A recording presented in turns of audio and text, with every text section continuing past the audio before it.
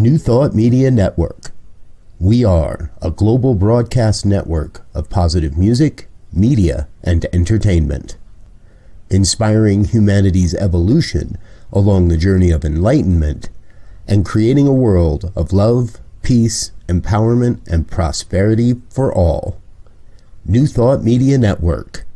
Positively inspiring.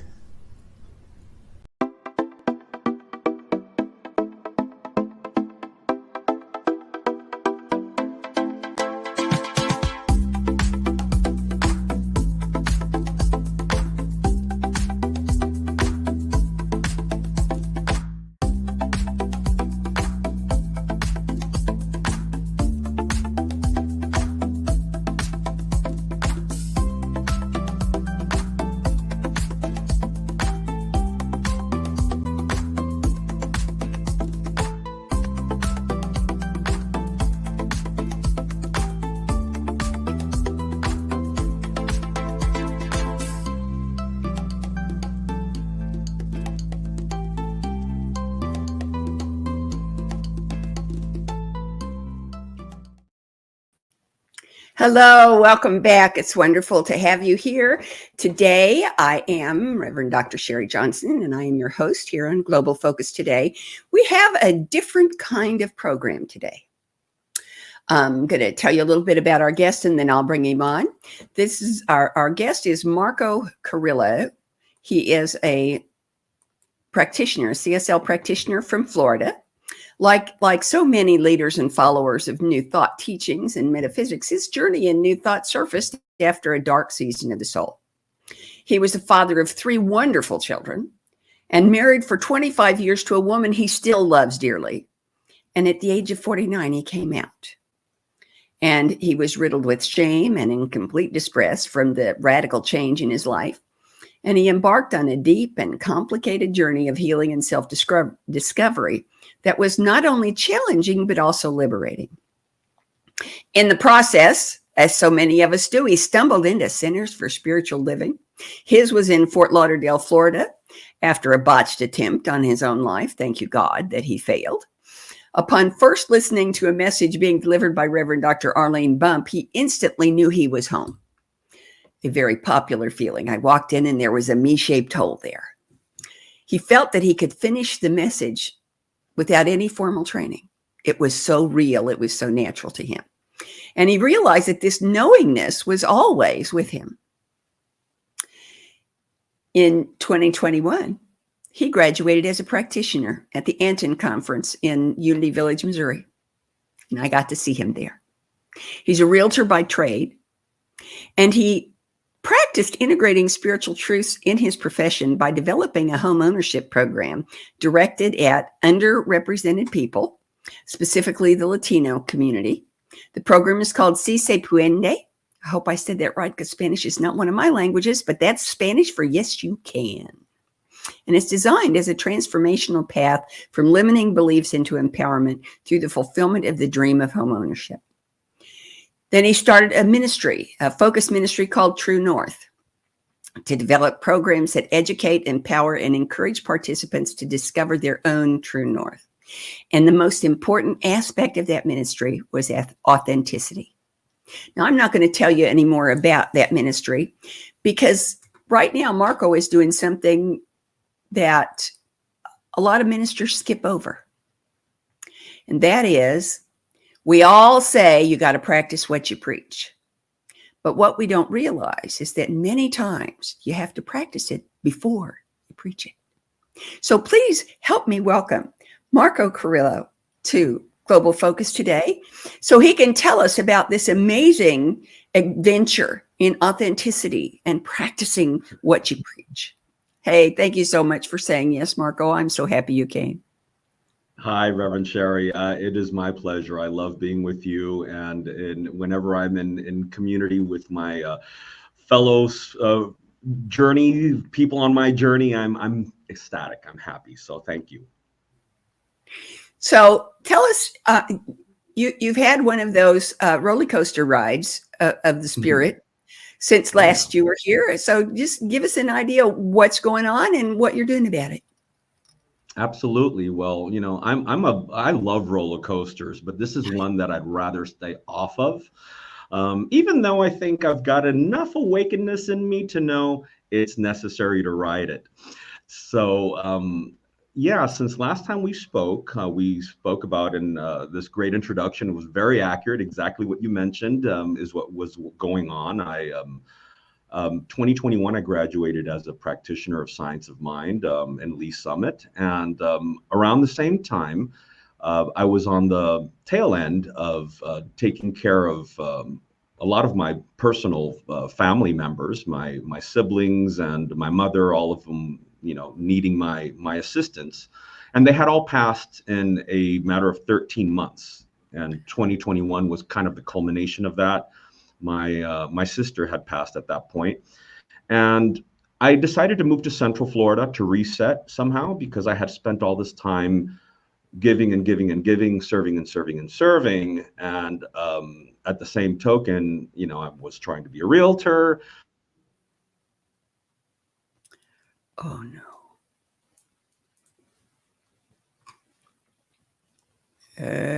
Okay. I desired. It was just not working in the way that I desired. I just had not envisioned it that way.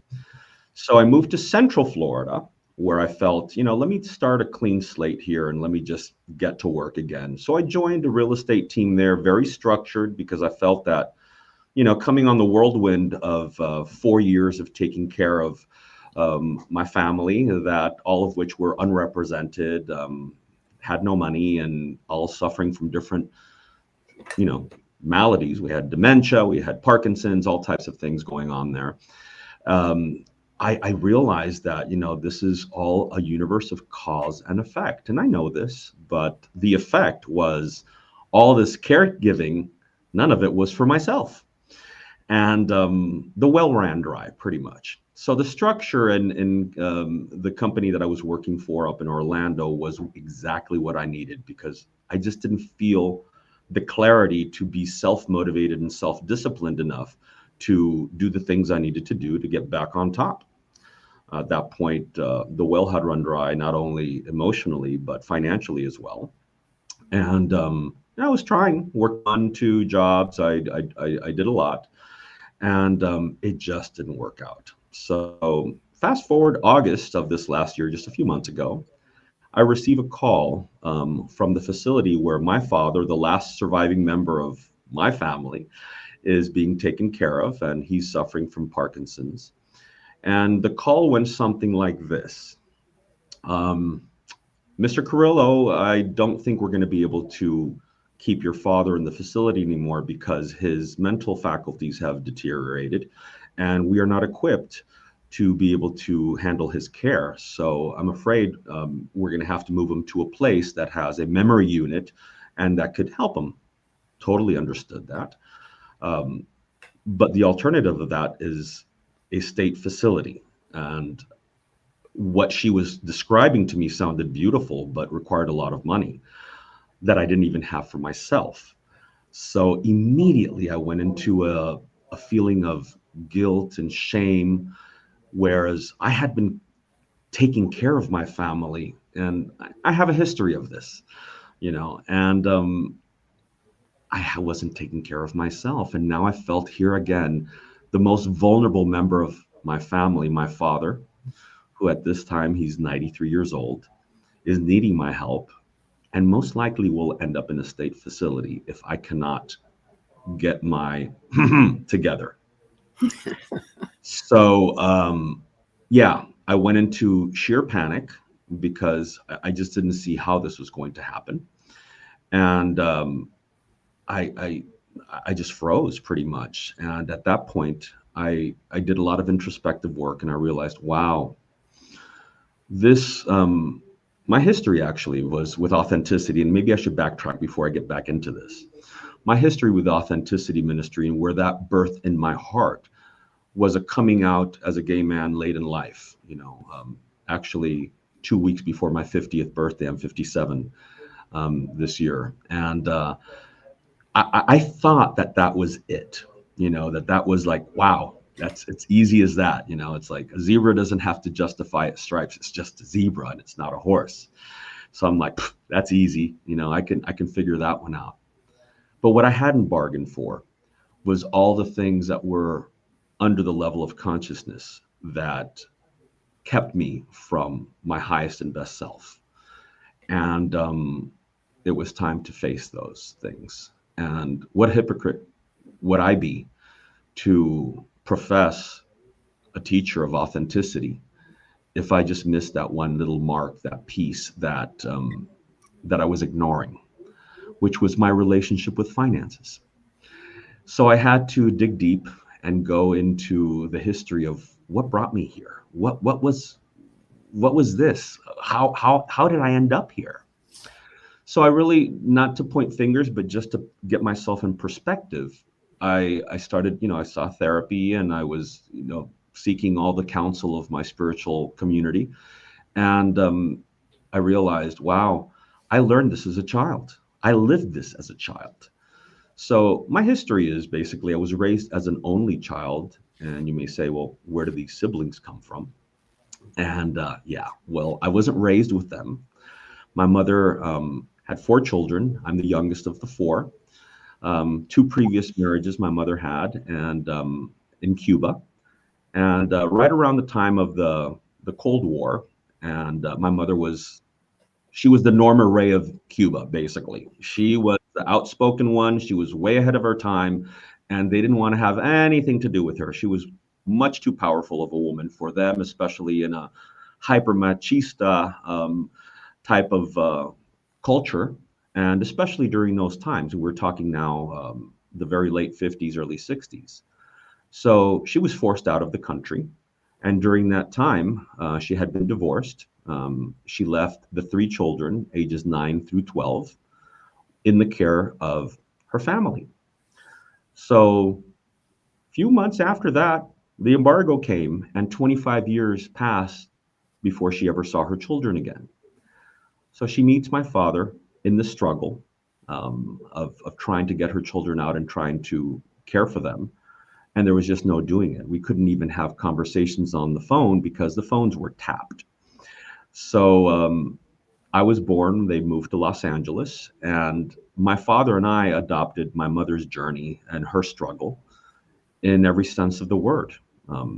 I saw them work very, very hard, 1, 2 jobs each, make a substantial amount of money, and all that money went to Cuba. It went to the care of those siblings that I didn't know and that my father had never met. And but we all were on board for my mother's struggle, even though now I realized it was probably not the best way to do it, but it was the best that she can do. So at that time, she felt that throwing money at the problem was the solution. That the more money we made, the more money she sent to Cuba, that they would be cared for. And unfortunately, when they came here 25 years later, they were all adults with families of their own. We came to find out the stories were not exactly the way that my mother had prayed they would be. They had bounced around from home to home. They were often separated and sometimes even abused.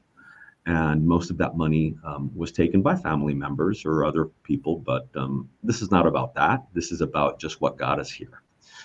And that's what I learned, is throw money at the problem.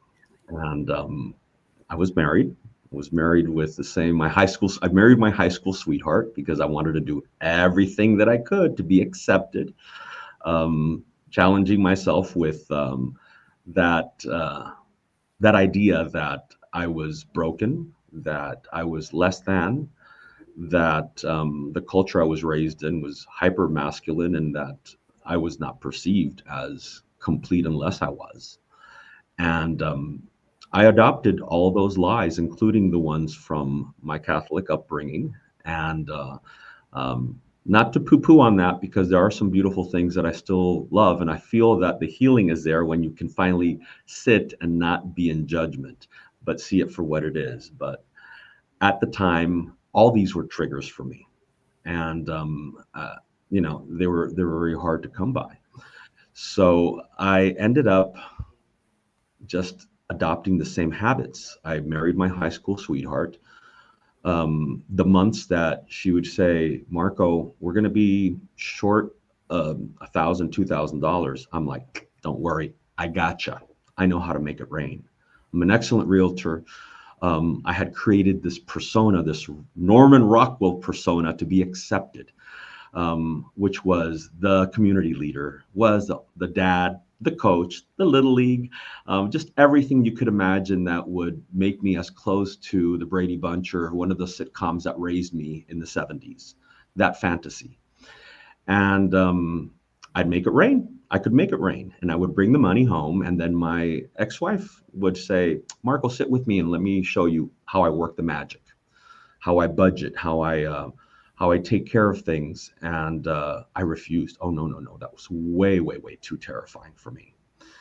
I didn't realize why it was terrifying for me because, I had lived with my parents' constant struggle of making more and more money and not having anything to show for it. I mean, literally, they purchased their first home in this country after living in this country for almost 60 years.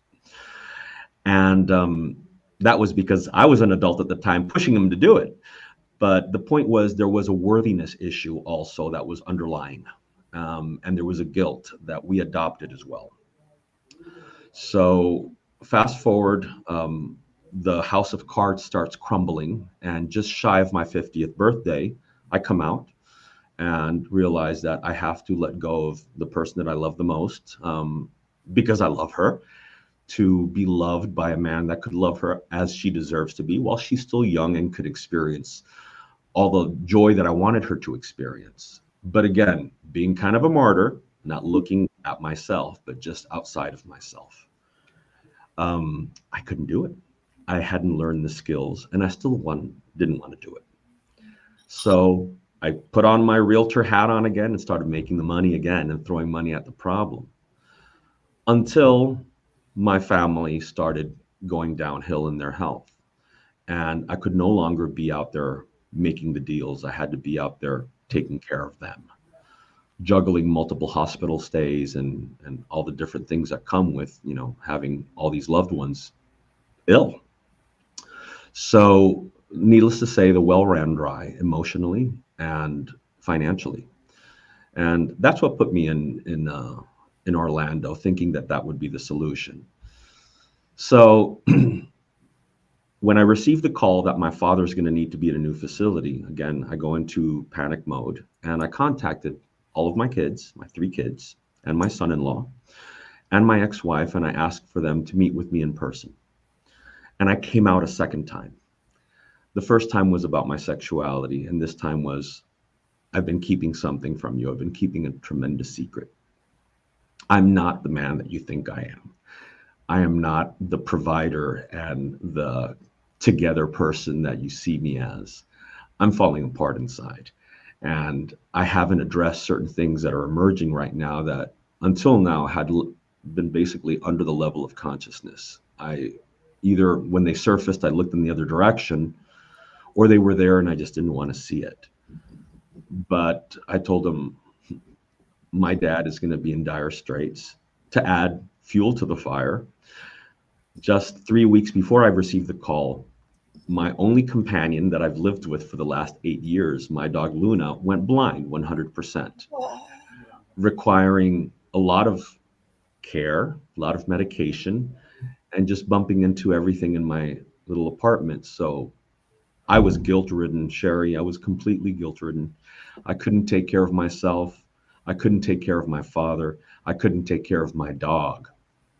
And I get a little emotional. But I realized that the moment that I met with my family, it was a moment of vulnerability. And it was a moment of empowerment. Because the moment that I came clean to them saying, I don't have my together here. I need help. I need you guys to step up and help me think clearly because I'm in a panic mode. So True North took a back shelf, honestly, but it didn't. It did from my mind, but in the mind of God, this is exactly what True North needed, is for me to dig deep and realize the authenticity, the vulnerability is where the strength is. How can I profess authenticity if I have this little mar inside of me that I've been dealing with and I can't look away from it anymore? So they rallied, um, helped me with this, Reverend Sharri. I don't remember what scripture it was, but of course, there are the countless stories about giving up everything that you have. Oh, and it's in the gospel, and it's in more than one of them, because they all tell the same story except for John. And it's when the rich man came up to Jesus and said, I believe, I believe, I believe, I want to follow you. And Jesus said, fine, give away all your money and follow me. And the rich man couldn't do it. He couldn't give up.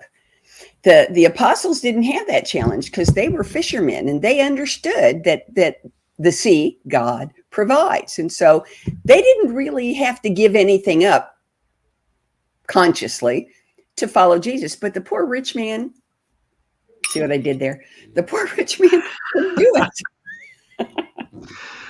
Well, I was that guy. I was the poor rich man. And after driving a Lexus for 10 years, before the lease term, I turned it in. I looked at my apartment with all these charming, wonderful things that I had. And I had just a few weeks to be able to make my way back to Fort Lauderdale. So my kids rallied and helped me liquidate bigger items, which amounted to probably less than $1,000. And the rest of it all was given away. So I didn't realize I was doing that, Sharri, but the universe kind of nudged me and said, you're going to do this because I know that this call is yours. You can't unhear the call. And so I did. And I came back to Fort Lauderdale with the contents of maybe a 6x10 container. And all of a sudden I started seeing what, I don't know if Martha Creek called it a boomerang effect or whatnot, but it was illustrated as a boomerang. She said, well, honey, angel, all the love that you've been given out, sweetie, she calls everybody sweetie, is coming right back to you. That's right. And it has. It has. My children didn't think any less of me. As a matter of fact, I received a phone call from my son, who's 20 years old. And he says, Dad, that's the bravest thing I've ever seen you do. Bounty, quicker, picker, upper. So they, and it just became a domino effect as I started disclosing to everybody what I was going through and the shame that was attached to it, because that's really what we're talking about here right now. We're talking about a battle with shame and with guilt that it's been layered a great deal there. And I sense that many of us that are hoping to reach our true north have the same battles. And they may not be as visible as I saw mine, but they're there. They're there. And I felt I need to master this. I need to master this for myself. I need to master this for everybody that I'm going to speak with, to show you, yeah, it's not going to be easy, guys. It's not going to be easy, but it's worth it. It's worth it because it's the only way that you can step into your power and you can step into your light and really radiate it with meaning, with intention, with purpose. So, a series of things have happened, and I'm shocked when you called me, Reverend Sharri, to remind me of this date. I was in a fog. I was completely in a fog. The last thing I imagined I was going to do is sit here and say what I'm saying right now. But it just took 24 hours and some prayer and meditation to say, this is exactly what you have to do. This is exactly what your ministry needs. And it's not just what your ministry needs, Marco, because here's the thing. Everything, this is one of my classmates when I was in ministerial school made notes of little things that I said. She wanted me to write a book and she called them Sharriisms, but her favorite one was life is on the job training for a minister. True that. Life is on the job training. And without the training, how can you do the job? Yep. And who's a better trainer than life? There you go. That's what we're here for, isn't it? This That's is what the we're university. So even though this has been a much different kind of interview than what we've had before, I'm still going to ask you the 4 questions at the end. Okay. So here's the first one. Yeah. How does, and this is, I'm really looking forward to your answer because I can see some real potential in this particular question for you. How does what you're doing now, how you're being now, how does that encourage, enhance, develop, pick your own verb, conscious evolution? I love that. How could it not? When we are speaking from the place of authenticity, that's our power, that's our truth. And I believe that when you surrender the mind, surrender the ego, and just drop to your knees in faith and in the knowingness that you are carried, I am being carried. What a better message for consciousness than that? How could that not elevate consciousness? The fact that what you need, you have. And sometimes the light has to be shown in places that are very, very dark, but it needs to be brought to the light. Cool. Okay, here's the second one, and it sounds like the same question at first, but it's not. How does what you're doing, how you're being, Marco, how does that promote, unveil, support, extend, pick your own verb, world peace? You know, shame, guilt, and falsehood, basically, just images, they don't contribute like truth does. When you're authentic, you're aligned with the truth. So world peace is possible when all of us are rise above the consciousness of the delusion, of the lies, of the subjective, and tap into truth. That is a key. That's a gateway to peace, isn't it? Yeah, it is. Yeah, it is. Okay, here's the next one. And I think you're going to enjoy this one.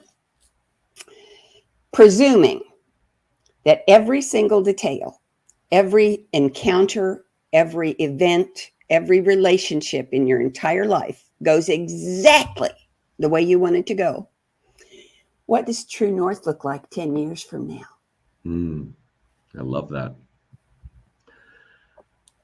True North has evolved from an online platform to a sanctuary where people can come to and seek counsel, a creative workshop where they can play, because that's where your true north is, where you find your joy, and giving people the permission to dream and to play again, to be children again. That's where it goes. So I see a place where people can creative workshops, visioning, things of joy, but where the hard work is done also, the hard mirror work is done, but not only hard, fun, because I believe joy is where true north lies for all of us. Oh, that's so cool. And did you notice the background I picked for today? I did. Is that the North Star, Reverend Sharri? The North Star. That's yes, North Polaris. Okay. So, fourth question, will you come back? Yes, I will. Absolutely. Oh, yay. Okay, so the next opening I have is November 19th of 2024. Can I pencil you in? Let's do it. Yay, I will send you a reminder when it gets close.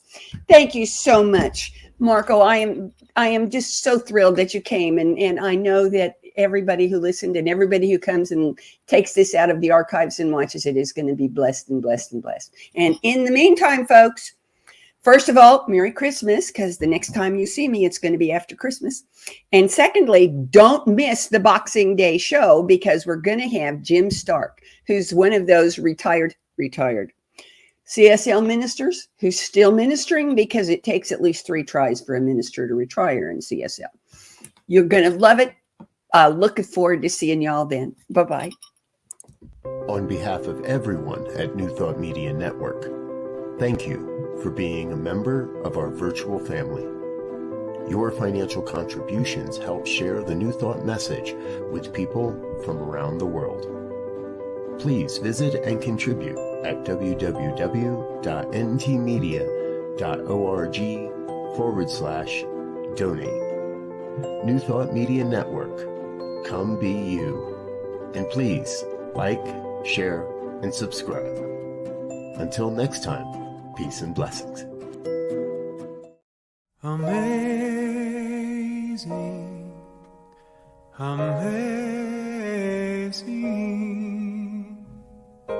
you will do amazing things.